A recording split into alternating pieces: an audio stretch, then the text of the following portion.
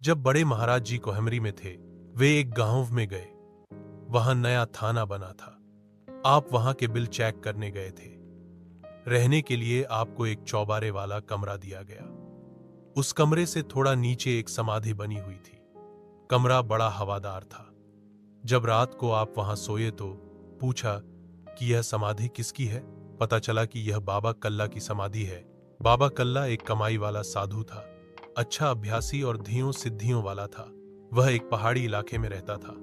औरतें और आदमी उसकी झोंपड़ी के इर्द गिर्द पशु चराते थे। जब कभी लोग अपने पशुओं को ऊंची पहाड़ी पर ले जाते तो कभी कभी वहां से जानवर नीचे गिर पड़ते और मर जाते थे। एक बार जब एक औरत की भैंस पहाड़ी से गिरकर मरने लगी तो उसने चिल्लाकर आवाज दी, बचाना बाबा कल्ला, मेरी भैंस को बचाना। भैंस बच गई। जब वह भैंस बच गई तो वह औरत चुपचाप उसको लेकर अपने घर की ओर चल पड़ी। जब बाबा कल्ला की कुटिया के पास से निकली तो बाबा ने उसे कहा, जिसने भैंस बचाई है अब उसकी बात भी नहीं पचती। धीरे धीरे लोगों में यह खबर फैल गई कि बाबा कल्ला ने एक औरत की भैंस बचाई है। बाबा कल्ला ने कुछ गायें पाल रखी थीं। उस पहाड़ी पर छोटे मोटे शेर और अन्य खूंखार जानवर घूमते रहते थे। एक दिन एक शेर ने उसकी गायों पर हमला किया और उसकी 2 गायें मर गईं। लोगों ने कहा कि बाबा तेरी गायों को शेर ने मार दिया है। इस पर वह बोला, मेरी गायें रात को आप ही यहां आ जाएंगी। जब शाम हुई तो वहीं से तवज्जुह देकर पुकारा, दूड़ दूड़।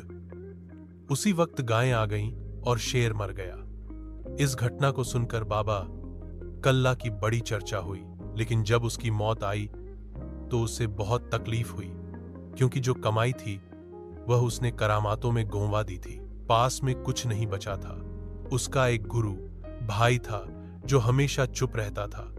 कमाई वाले लोग मालिक की रज्जा में रहते हैं। जब वह उसके पास आया तो बोला, तुझे कौन कहता था कि गाय भैंसों को जिंदा कर? तुमने करामातों में अपनी कमाई नष्ट कर दी है। अब भुगत। इसलिए मन को काबू में रखो। कमाई को रिद्धि सिद्धि में खर्च न करो, उसी में फायदा है। जो कमाई वाले महात्मा होते हैं वे मालिक की रज्जा में राजी रहते हैं और कहते हैं, जो उसकी मौज